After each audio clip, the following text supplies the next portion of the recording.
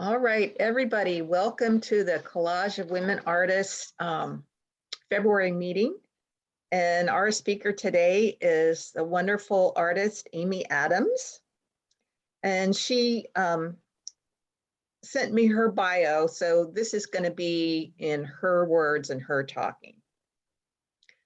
She says, I was born and raised in Denver, Colorado. I consider myself a third-generation artist. My grandfather was a painter as well as a cartoon artist, satirist. My father is an accomplished watercolor painter living in Lakewood, Colorado. Art has been an intricate part of my life. I cannot remember a time when I did not pursue art in some fashion.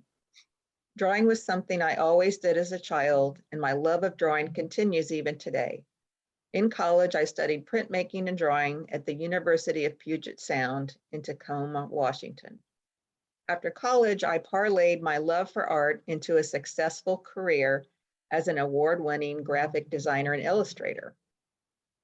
I began a more serious pursuit of fine art in 2003 when I began to paint with Betty Kieran at Sugarstone Studios in Denver. Following that time, I enrolled in classes at the Denver Art Students League. I would consider this as my most formative art education years. I studied with nationally recognized painters, Kevin Weckbach and Michelle Torres, both of whom influenced me greatly. In 2011, my husband and I relocated our family to Central Ohio. In Columbus, my entry into the art scene was through my friendship with artist Michael McEwen, whose mentorship was invaluable. I met Sharon Weiss of Sharon Weiss Gallery over 5 years ago, and she has represented my work since. I've been involved in juried art shows in Colorado. She didn't get one yet. It hasn't started yet.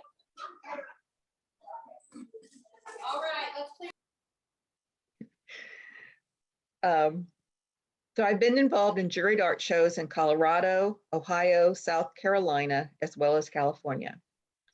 24 Lincoln Street Art Studios in the Short North Art District of Columbus was born 3 years ago as an extension of the Sharon Weiss Gallery family. I'm honored to be a founding resident artist. And Amy also has memberships in the professional organizations. She's in the Ohio Painters of America associate member and the Ohio Art League.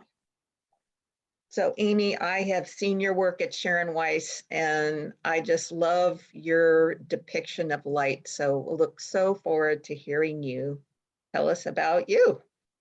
Well, thank you, Jane. That's very sweet of you. And I feel the same way about your work. I love seeing it. It's very beautiful. All right, I will go ahead and share my screen here.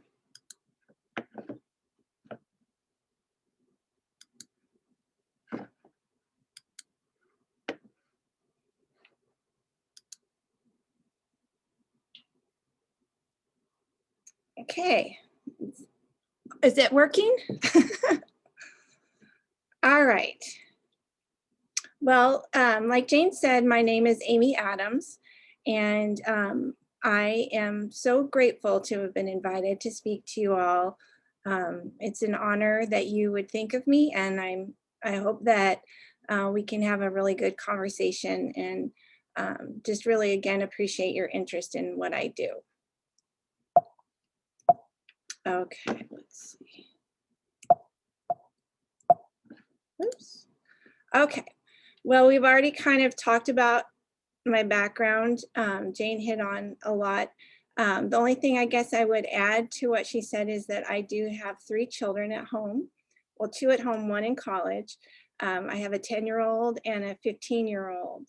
And you'll see a lot of children in my work, and you can pretty much figure out which ones are probably mine. So we moved here with the intention that I would be able to pursue painting.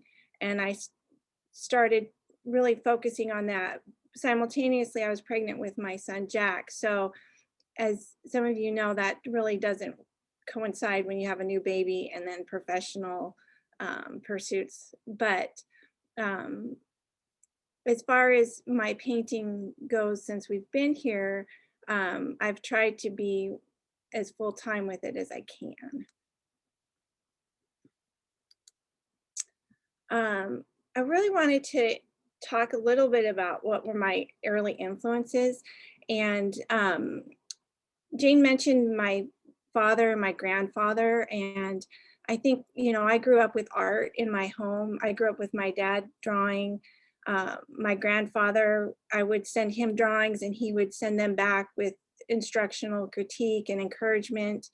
So it was just always in and around the house.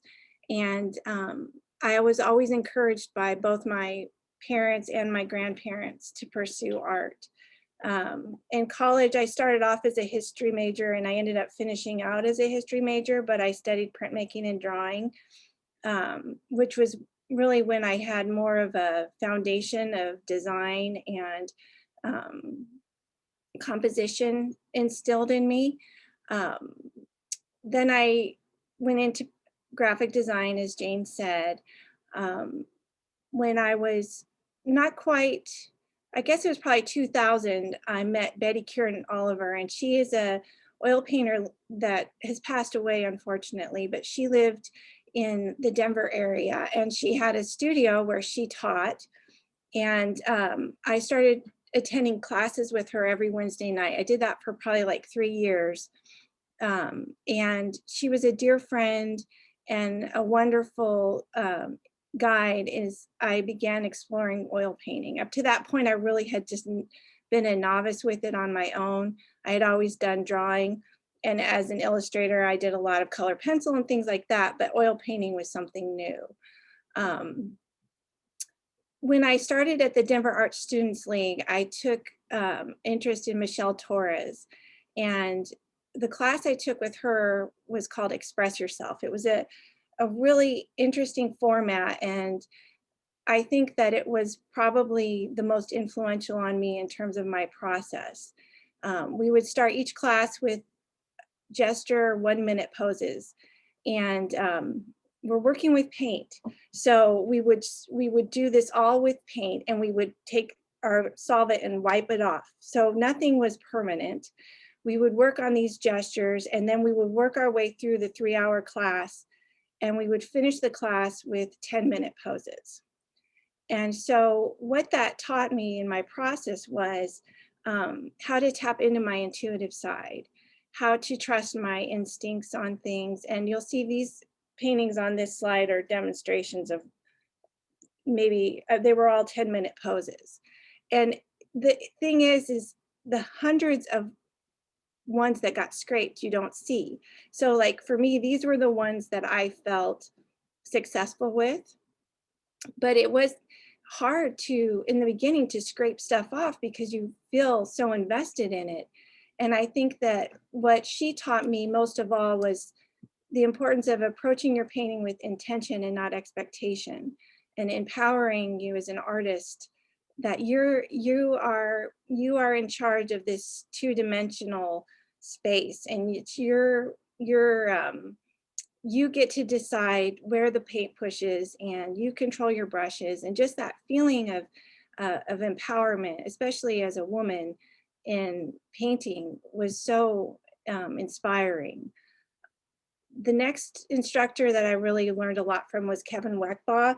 And he still teaches, I think, in Denver. And he was a mentor. He was mentored by Kwang Ho. I don't know if you guys know who Kwang Ho is, but he's a nationally known artist that really was influential in growing the Denver art scene. And he had a studio at the Denver Art Students League. And Kwang Ho's methodology for painting and teaching was then passed on to Kevin, who then passed it on to his classes. So I took critique and lecture classes with him, and he really taught me about the structure of paintings, about the basic visual approaches to a good painting, helped develop my vocabulary for what it was I was trying to achieve. And so in all, I would say those two artists really shaped and were formative for me at that time when I was learning. I think we all feel inspiration by various things, but what most inspires me is a connection that I feel when I'm painting as a ultimate expression of my true self. And I find those moments of inspiration by the quality of the light in things that I see. I've tried painting things that are not um, in natural light or in what they would call local tone, where there's no cast shadows. And I never feel the same about it afterwards. I'm inspired by sunlight and shadows. And this is what invokes an emotional response for me. Feelings of peace, all of those things are there for me when I see warm light on subjects. And then I'm also inspired to try to capture a single simple moment. And so what I find is that it's often in the world around me, things that maybe are common in every day. And I think a lot of painters do this. But what I really like is how the light and shadow relate to one another in those moments. So I've kind of really fallen into that as my guide for what is an inspirational painting for me. I don't know if you guys care about this, but I thought I'd just tell you what was on my palette, because I know sometimes we have various colors. And this is the basic palette I learned from the very beginning. And I've tried adding other colors, and sometimes I'm successful with them and sometimes I'm not. And I think a couple years ago, I realized that I was fighting my own desire to expand my palette was actually making my paintings less successful. And so then I pared it back down. So the ones that have an asterisk are ones that I use sparingly and depending on the subject matter. But I always have cadmium lemon, cadmium yellow light, cadmium orange, cadmium red light, alizarin crimson, French ultramarine blue, cerulean blue, sap green, and viridian. I still feel like the transparent gold ochre is really great for getting a very warm color. And I like transparent brown oxide, but I can get there with sap green and alizarin just as easily, I think. So I don't need transparent brown oxide. It's more of a shortcut. And then cobalt blue, I think, is a good option if you want to go a little bit. I think it can be a little bit warmer than French ultramarine. Just depends on what you lay it next to, but I like it as an option. And then the permanent rose, I feel like I can get better reds and better pinks with that. And then with the Naples yellow, I rarely use that straight up. I always mix that with something else. It very much cools things off. And I like it mixed with lemon yellow because I feel like lemon yellow gets brassy for me. And obviously I use white, but that I didn't add. So that's my basic palette. Probably my favorite colors of all are these that are listed. I found that they work best for me. I guess I wanted to share with you a little bit about my process. I typically start every painting with a sketch. So drawing was something I did, even when my parents will say that when I was like 2 and 3 years old, I carried around a copy of Dr. Spock's child rearing book. And I would sit there with a pencil and just draw teeny little circles in the book. And they didn't know, there was no, I just would sit there and draw little teeny circles. So I feel like it's always been in me to draw. And it just is so important to me to continue that passion throughout everything I endeavor with art. So what the drawing does now, though, is never really a finished drawing. It helps me map out where I'm going. So make decisions about value. Composition is important too. So I resolve any design issues. And I find that if I don't do my initial sketch, if I don't nail it first time on the drawing, I'm always struggling. And then halfway through the painting, I'm like, I should have done my sketch because now I'm hitting issues and I'm just gonna have to scrape it and start over. The other thing it does is sometimes I'm not real confident in my drawing. So doing these initial sketches gives me a chance to practice that. And when I go back and redo it on the canvas, I feel more confident because I've already stumbled. And especially working with figures, I think that's a really key point for me.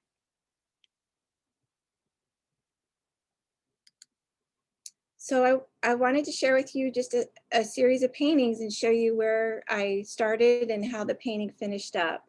This painting's called Patio Beginnings. It was something I started right when the pandemic started and we were all in quarantine. And this was my initial sketch for the painting. And I wanted to do something outside and set up a still life, which is something I really enjoy doing. So what I did with this sketch was I worked out the large value shapes. I really just was trying to figure out what was in the light and what was in the dark. And based on that, was this a pleasing composition? Did it have rhythm? Was there a sense of cohesiveness? And then can I connect these shapes together so that it really reads, when you squint at it, more like two large shapes as opposed to individual items. And that was my goal. So once I had this confirmation, I felt good about my composition and structure, then I felt a lot more confident when I went to paint the subject. Whoops. Okay, so here's the final painting. And as you see, if you squint at it, those large shapes, those are the foundation for what makes it a successful painting for me.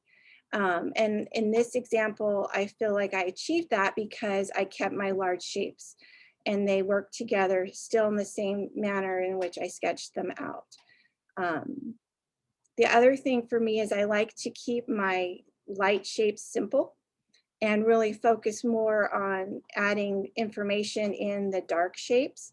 And one thing I learned with Kevin Weckbaugh was you get to make decisions about where you tell the visual story. And so I find more times than not, I like to tell the story in the shadow shapes. That's where I feel there's the most information for me to share. So you'll see that consistently in my work, my light shapes are very simple and my shadow shapes have more information. And sometimes I struggle with that. There's times when I'm painting and I realize that I'm getting way too caught up in my light shapes and I've convoluted my story, if you will. So this is something that I have to keep going back to and thinking about is how do I keep my story narrative in the places that I want it to be. The next painting I was going to share with you is called Apples on Green. So here's the initial sketch. I have this grid paper. Actually, Michael McEwen turned me onto this and I love it. It's so fun to draw on. It's super smooth. And the thing about it is when you're sketching on something like this, you don't feel invested in the sketch because you know it's just a sketch on grid paper. And it almost is liberating to work. I feel the same way about newsprint. Some of my best drawings have been on newsprint because I'm not thinking about the outcome. I know that it's not a permanent thing. And the irony with that is that nothing we do really is permanent. But when you start working on your canvas or your whatever you're working on, it feels more permanent. But if I could capture that sense of impermanence that I feel when I work on this lined paper or newsprint and apply that same freedom in my paintings, I think I would feel more successful generally all the time. But with this piece, what I did again is I set up this still life on my porch. So what I do is I'll set this stuff up and then I take pictures because I mostly work in my studio, but I like the natural light. So I'll do my sketch from life and then I'll take it, whatever references, and sometimes I do a small painting as a reference, but generally I just get my sketch and my notes done. They're working from direct observation. So I knew with this painting that I purposely wanted to do a red and green color theme. So you'll see in the painting, I was very deliberate about the apples are all red and the fabric is green. And I also wanted to do something from a unique point of view. So I knew I wanted to have the point of view be looking down at the subject. And then I wanted to, again, make a conscious effort that all the shadow shapes were interconnected so that they're all touching one another. And you can kind of see how I string that all together here and it comes down here. So it sort of snakes around. And again, that to me is like the skeleton of the painting. It's the framework for how it will be when it's finished. And it is, for me, what makes it hold together ultimately. And so here's the finished painting. And again, I was working with that red and green theme, which presented a lot of really fun opportunities in the shadows. And I just like working with complements in general. I think it's naturally very pleasing.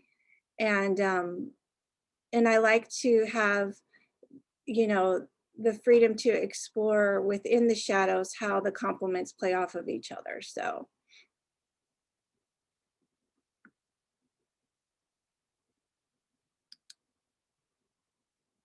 Okay, here's another piece that I did.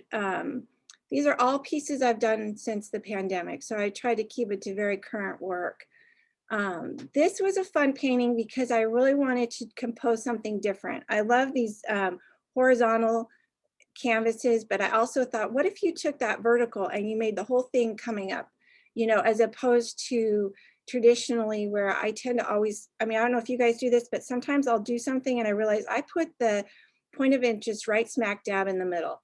And sometimes that's good, but I think for me, sometimes I just don't even realize that I did it. And then I go back and say, man, I could have done something different there and it might've been more interesting.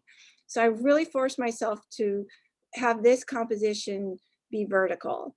And then again, interconnect those three duck shapes so that really everything is more like shape gradation. So larger shapes on the bottom and it gets smaller and smaller and smaller so that most of the information is at the top. So everything is kind of leading you up towards these three ducks as they're also walking away.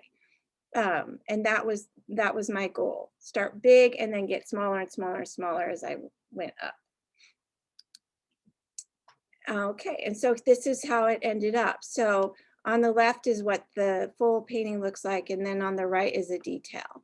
And so you can see I tried to stick to everything progressing up towards the top there. The sense of them moving away was my goal.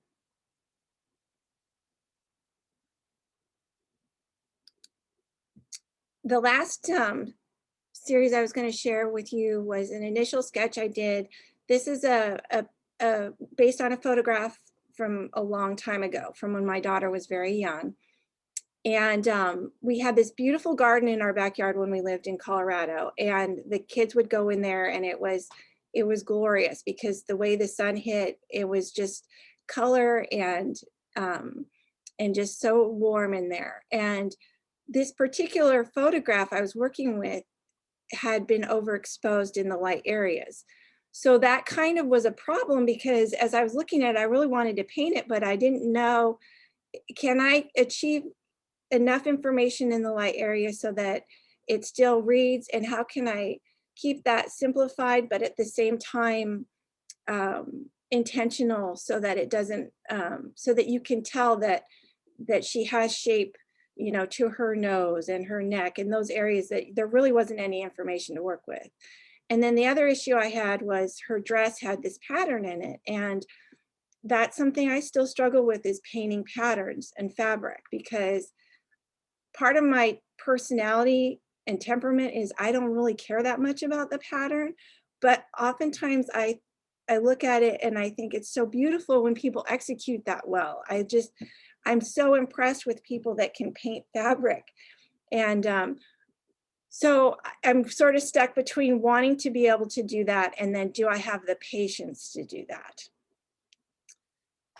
And as you can see in my sketch, I didn't even attempt it. I was like, well, this is all just a dark mass on the side of the dress and I'll figure it out once I get in it. So here's the finished piece and the detail on the right. So you can see I really did simplify the light shapes and just kind of kept them all very much within a very short value range, and then went in and told more of the story within the shadow.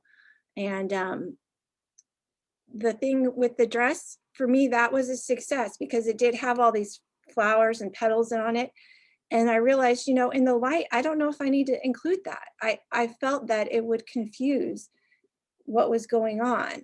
And I also felt like the viewer will look at that and know that that pattern, it's not that it stops or that that print is done. It's just, there's not enough information and maybe you don't need it. So that was a conscious choice I made, not to bring that pattern into, especially her skirt. I don't remember if it was actually on the top part of her dress because the dress didn't have that, but all around the bottom was this like silky pattern. But I decided just to keep it out of the light part. So, and that was the thing that I think Michelle Torres taught me, is that you get to decide. And that just really resonated with me, that ultimately when I'm struggling with something in my work and it isn't working for me, I realize, you know what, there's no medal at the end of this. There's no, and nobody's going to see your reference either. Honestly, it's what you want to say about it. What is it that you want people to know about this image? And so you really are in control of how that gets conveyed. And it's something I tell myself a lot, like, well, this is your story to tell. So how are you going to state it? And what do you want to say about it? That's unique, that you can offer that no one else can. So that takes me to where I'm at now with my work. I'm currently studying figures and trying to continually work with the visual approach of light and shadow. I don't know if I'll ever exhaust that, but focusing on drawing and understanding the large shapes and using light and shadow to depict form. So that is for sure something I'm aspiring to do still. And I'm kind of moving back towards working with figures. I've worked with animals, chickens and ducks and all of that for a long time. But I'm feeling like I want to move into figures again. And then also I have a really strong desire to learn how to paint florals. And I've been working on my drawing and understanding of flower shapes, which elude me a little bit. And their overall composition and delicate color temperature shifts, that is for me the hardest part, is working with those temperature shifts and the translucency and all of that. So that's a definite opportunity for growth for me. And then I continue to work with the animals in nature, because it's almost like, you know, you work on something for so long and you get really comfortable with it and it feels good.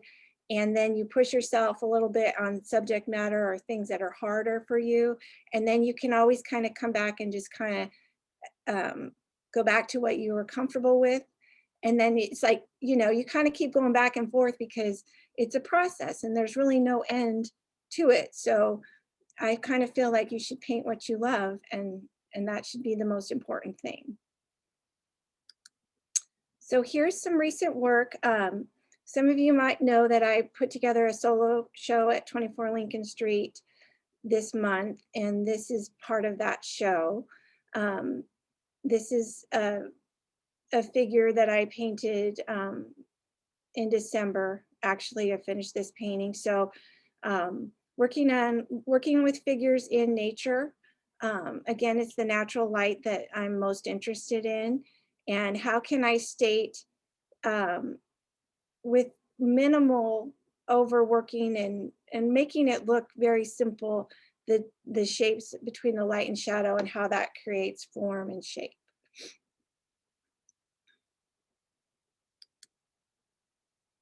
Oops. Here's a sketch I did actually recently, working in Peggy Kroll Roberts' online workshop.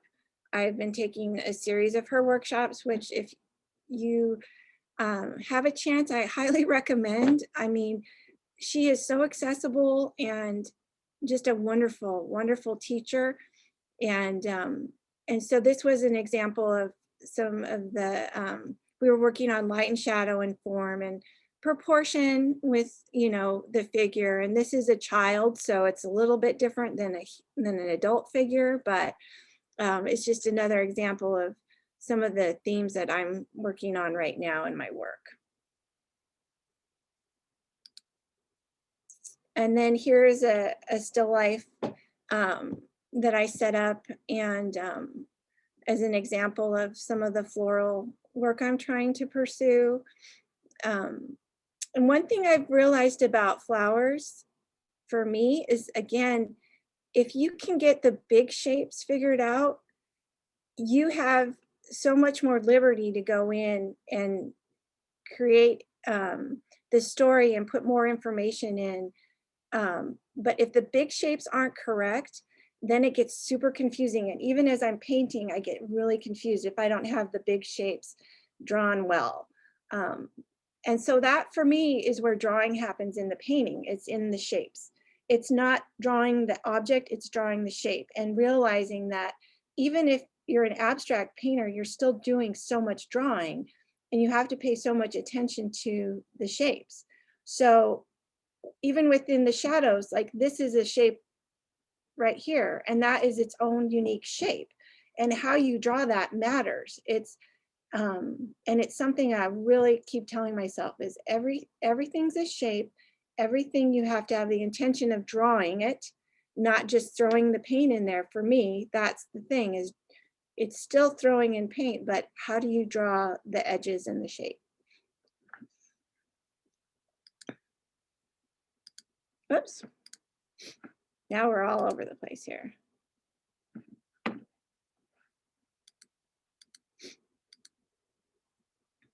This is an example of something I just finished a couple weeks ago, actually a week ago.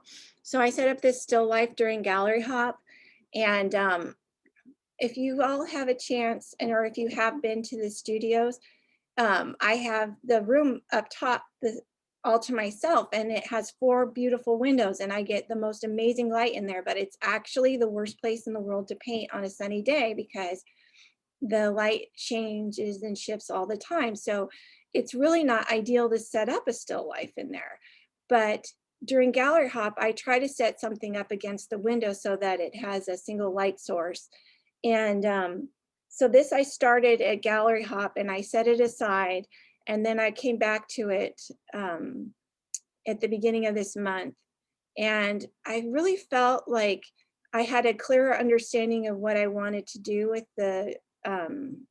the petals and everything after I've been taking this figure class with Peggy Kroll Roberts. And it's amazing to me how that stuff translates, because I realized that whether you're doing the flower or the face or the, you know, the object or the barn or whatever it is, it's still in how you draw those edges. And so in some ways it was like I had so much practice drawing lately, I just felt more confident in stating what I wanted to state with this piece. And so I think it's funny how, as artists, I know you guys would all agree, you have these paintings that on the outside don't seem like they mean very much to other people, but they mean something to you because you learned something in it, that you applied something that you maybe been trying to apply in the past.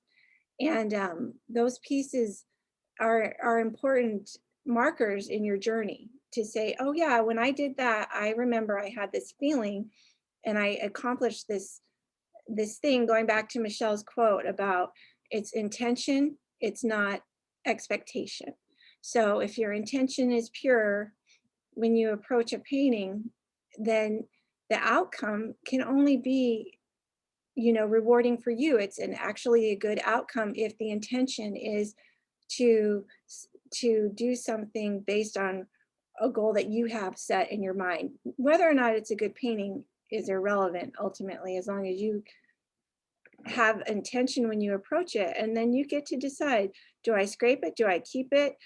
Is it something that I want to photograph? Is it, maybe it's not. And that's all up to you as the artist. And then I just thought I'd share with you guys something I just finished yesterday. This was on my easel over the weekend. And this is, again, back to that garden scene. I thought it kind of circled back to what we were talking about. This is my son, Andrew, and he's like almost 16 now, but same lighting situation with with my daughter and the pepper picker. And you can kind of see on the left how I got my block in started and kept my big shapes, or tried to anyway, and then went back in and started layering on more information. And I've really found that in the backgrounds and in the foliage, when I'm working with scenes like this, I really find at that point, I really loosen up more. And so I'm interested to see if I can bring that into some of my other parts of the painting, because I feel so free when I'm in those flowers and in the leaves, and I'm still thinking about shape, but I'm not, I don't know, I just feel more free right now in those spaces. So I'd like to bring that into more of my work. I wanted to share with you a quote, which I think is very meaningful.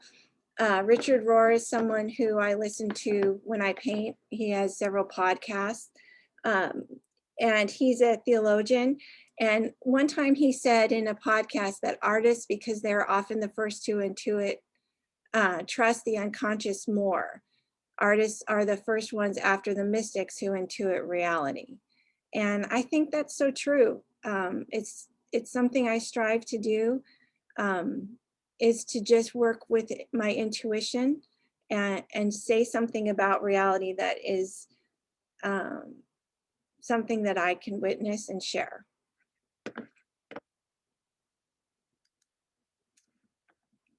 I wanted to also give you guys a list of artists that inspire me. Of course, I looked at your website and there's some beautiful work all of you have done. So I am always inspired by my peers here in Columbus and around. And I think there's just so much work happening right now, so much good work. Some of my favorite contemporary artists that I really look up to right now, Mary Beth Carouse, she's in Cincinnati. Her floral paintings are phenomenal. And I highly recommend looking her up if you're interested in that subject. Obviously, I mentioned Peggy Kroll Roberts. She's someone who I really admire because she simplifies everything so beautifully. And Jill Sokup is an artist in Denver, and she does a lot of, she's known for her horse paintings, but she does post a lot of her value studies and color studies, and she's a phenomenal painter in my mind. Again, I said Kwang Ho. He's probably one of the most influential artists of our time, and that is not an exaggeration. In the world of representational art, he's phenomenal. And then Daniel Keyes, again, his floral paintings are to die for. As far as masters are concerned, I love Soroya, Monet, Sargent, who doesn't love Sargent, Mary Cassatt, and I love Van Gogh's colors. He again, all of those artists, something about their work just moves my spirit.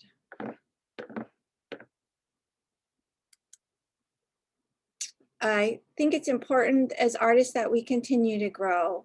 I'm never opposed to attending a workshop or a demo of anyone.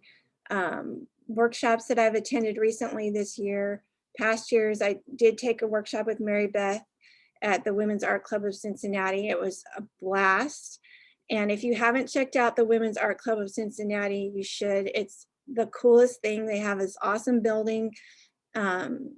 And it is kind of very similar to what the Collage of Women Artists is doing. It's a collection of women artists supporting each other, and great workshops out of there. And then Peggy Kroll Roberts through the Black Ridge Arts Studios in Denver, they do an online workshop series, and her workshops are, I really highly recommend. They're super affordable, and you can do them on your own time because she records them.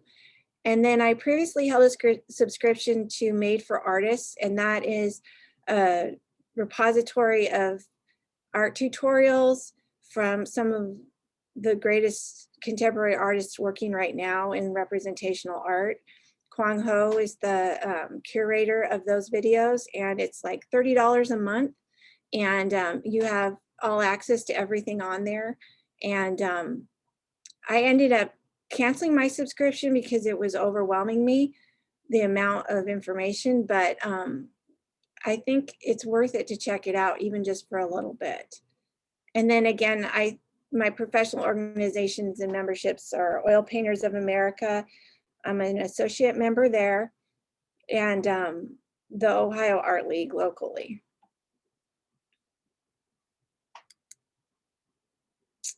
I guess looking ahead, what do I have going on? My solo exhibition right now at 24 Lincoln Street runs through the end of this month. And then doing a group show at the James Cancer Center in their gallery space. We're doing a show called Sparks of Joy, and that will open at the end of September. Right now, my long-term goal, honestly, is I want to become a signature member in Oil Painters of America. I think it's going to take some time to get to that level, but I hope I can get there. And so that's kind of where I'm at with my personal goal. And then also to maybe be more, get more work accepted in regional and local shows. Although I know that's kind of a mixed bag.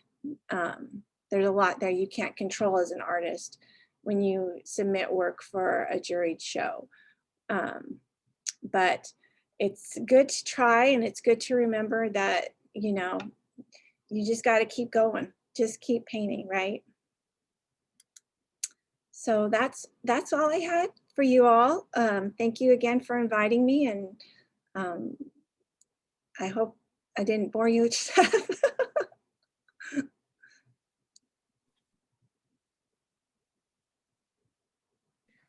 Well, Amy, thank you so much for sharing. Maybe you can stop your screen share. Okay. And you are so articulate. And I really like how much you think about what you're doing. Thank you.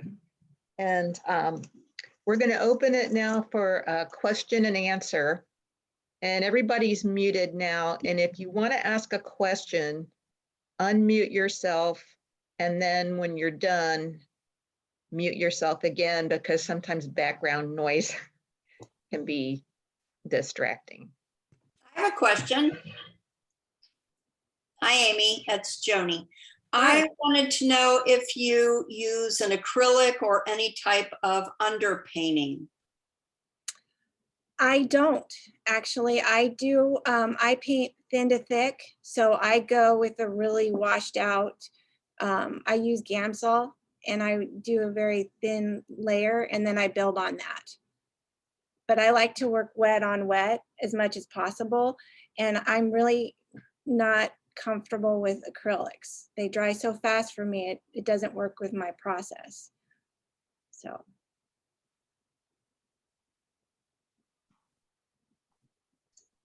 That was one of my questions too, Amy. If you paint alla prima, which you kind of just answered, but you don't use thick paint the whole time. You work thin to thick, but everything is just so rich in your paintings. I love your shapes, and it just looks like you love to pile the paint on, which I love because there's all those different gradations. It's not just simplified color. You've got a lot of things going on. But my one question for you, because I'm actually working on something now where I have a lot of problems with greens, and your greens are so expressive, especially in your one painting, the pepper pickers, where there was a sunlit green and then you had background foliage. But even the background foliage was so lively and had variations, but they weren't so detailed. You could really read what was going on without you putting leaves and stems and you know, branches and things. So your methods really come through, and it, even though they are simplified shapes, they read beautifully.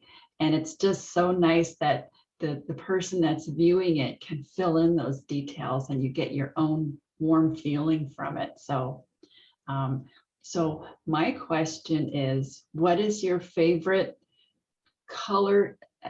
What do you use for your lightest green and your darkest green? You mentioned Viridian, and I know there's lemon yellow. I'm guessing those are components in your lightest and your darkest.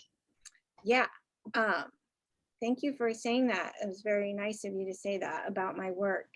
I struggle. That's funny you said about the greens, because I struggle with yellow. Yellow is the one I'm like, ah.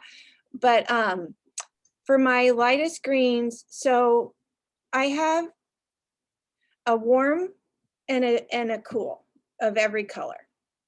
And so I think Viridian and the lemon yellow makes a really strong highlight green, or yeah, so like the lightest lights with a little bit of white. Otherwise, for me, it gets kind of brassy. The foliage in the background is probably a combination of Viridian and sap, and then some cad light medium. What I do honestly is I mix up huge piles of paint of varying greens. And when I go to that point when I'm at that point in my painting, actually, even in the beginning, I mix up my paint before I start painting as much as possible. And then I use my brush when I'm painting to mix my color. So I take my palette knife and I'll make a big pile of green, of like a base light green and a base dark green, for example. And then I start going in there with those, and then I come up with my middle values and halftones with that. So that keeps everything connected in the same family. Do you know what I mean? Mhm. And my dark greens, I'll sometimes add that sap and a little bit of the cad light, and then I'll do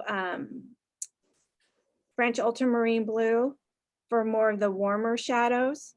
And if I want to gray that down, I'll add a little alizarin or a little cad red light. So opposite colors rather than Payne's gray or black or gray. I love when people paint with black and gray, but I'm afraid I just make mud. And so I don't have those colors on my palette. But I always think, especially in the background, if you can gray that down a little bit, it just kind of depends on what it is. Again, it goes back to asking yourself, what's the story you want to tell? Where is the story that you want people to see the most? And in the background, for me, it's funny that you say that, because I do keep my shapes larger typically in the background, especially in the foliage. And I don't think about individual leaves, I think big shapes. And then I'll squint at it and think, okay, is there any little smaller shapes? And I'm always thinking value and shape in reference to the whole, not thinking individual branches and leaves. And that's really hard. It's hard to separate and be abstract in that way. But that's something I've tried to do for sure. Thanks. Amy, you said that you like to keep the light shapes simple and then tell more information in your shadows. Yeah. Is that because it gives you more of a sense of light that way? Why do you choose the dark shapes for more information? Well, I mean, you can do it either way, actually. There's no formula for that. For me, my formula is that way because I see more in the shadow. Personally, I see more in the shadow. And I think, I mean, the reflected light that you can get in the shadow, and then all the core dark and all of those things that live in the shadow, I think, but you could do it opposite. You could do very simple shadow and then do more information in your light. You would just have to consciously decide that you're going to have a greater value range in your light, knowing that you can't go as dark in your light as you are in your shadow. And if your shadow is simple and all of the information is in the light, then you really have to limit your value range in the shadow. But for me, you kind of hit on it. If I do most of the information in the shadow, then the simple light is just simply stated. It's like, this is how it was. There's not a lot, there's not any more you need to know, just that warm light hits there. It's kind of the way Soroya painted, I think. If you look at his paintings, a lot of his light shapes are very simply stated. And then you can always add, for me, that half tone in between where it transitions from light to dark is where you can like hit pure color. And sometimes I'll lay in pure color, just a little edge right there. And that's where you get that vibration. Sometimes it's really powerful, like if you're working with with very colorful objects like the apples, or even in flowers, just a little edge of pure color right there creates that scintillation. But and sometimes if I get going in the lights too much, I realize, oh my gosh, I've gone too far, and now it's just confusing what's important. And then I have to dial it down, and sometimes I'll scrape something off and just a section off and repaint over that section so that it always looks like it was done the first time, but it's not. It's not done the first time. Lots of times you'll see things that look fresh, but it was something that got scraped and painted, scraped and painted, scraped and painted like 5 times. So. Do you worry about using cadmiums? I should probably. I don't. And I don't even wear gloves, to be honest. I'm actually a pretty neat painter, and as far as that goes, though, I don't get a lot of paint on myself. I have tried the cadmium free just a little bit, and I just don't think the pigments are as strong. So I'm gonna unfortunately stick with the toxic stuff.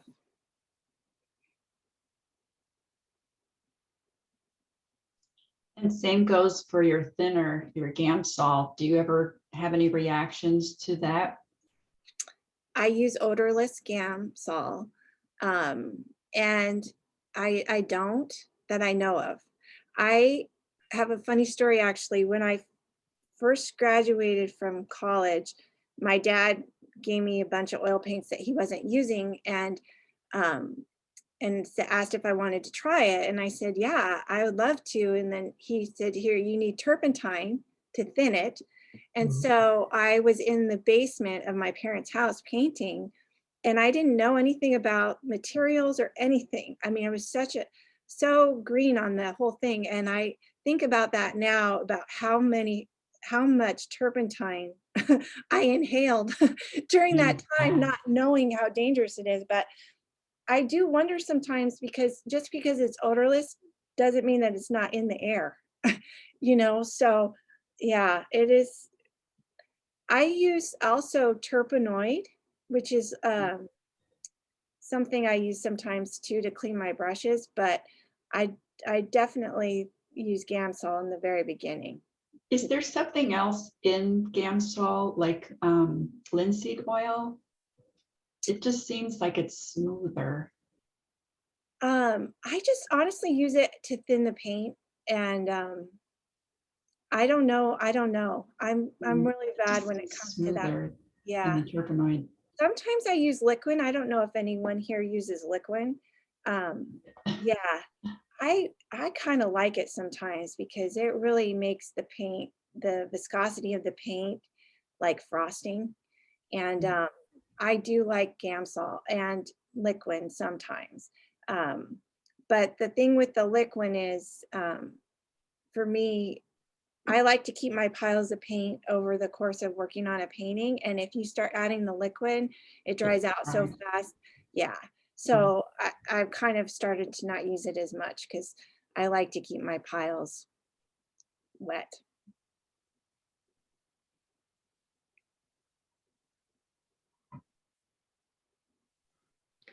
Does anybody else have a question? Yeah, I do actually. I also have 3 kids. My kids are getting older now, but just wondering, are your kids, are they creative and do they do art as well, or how do you balance your art and your family life and all that?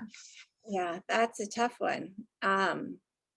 Well, my daughter's 18. She's a freshman at OSU this year, and she's very artistic.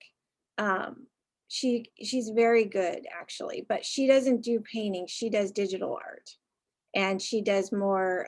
She works with markers, so she's found her niche, which I think is interesting. My dad is watercolors. I don't like watercolors. For me, I do oils, and now she's like, well, I'm doing markers and pen and ink and digital. So she definitely has that in her to be creative. My middle son is a pianist. He plays the piano beautifully. He's never had much interest in sitting down and doing drawing or anything like that. And my youngest, Jack, who's 10, he's very creative, but it's more 3-dimensional. So he hasn't really, I mean, I think he could do art, but he doesn't have the patience yet either. He's kind of busy, too busy to sit and do. And yeah, it's really hard. It's hard to balance. It was hard when we moved here and I had this expectation that I was going to paint. And then I had Jack, which it was hard because I thought, well, wait a second. It's not working the way I thought. So fortunately, I mean, when Andrew and Catherine were really young, I did all my painting late at night. So I would paint, they would go to bed like around, whenever 8 o'clock, let's say. I would immediately go downstairs and I would stay up and paint till like 1 or 2. And that was my time. And so I'm not a night person at all, but I got used to that like cycle of, going through the day and then waiting till I could disappear and do what I wanted to do for a few hours. And that kind of continued when we moved here with when Jack was a baby. And once Jack was 2, then I put him in a mommy and me program. And so then I carved out and I tried to treat it like a job. So I would even put it on the calendar, Amy in studio. And I still do that so that my family knows I'm not available. I'm doing this during this time. And having 24 Lincoln Street Art Studios was a game changer for me because I have a home studio, but with everybody home, it was impossible because there was no way to really create that boundary with them. Even my husband, bless his heart, if I was there, if something wasn't working or he had a question, he would ask me or I would get engaged. Just by my nature, I couldn't help it. So having a place of my own to go outside of the home made a tremendous difference for me in terms of feeling like I'm doing this for real, like this is my thing that I'm going to try to do. So. Anybody else? Feel free to ask. Well, Amy, again, you are so thoughtful and articulate and educated and well-versed, and it's been such a pleasure to hear how you think and how you approach stuff. So you've been a wonderful speaker. So thank you again so much. Thank you so much. Thank you so much for your thoughtful questions and for just listening. It's nice to have people to talk about this stuff with because we all have a passion for it, and so I really greatly appreciate being invited. Thank you. Well, I guess, Dawn, you can stop recording now. Okay. And then we're going to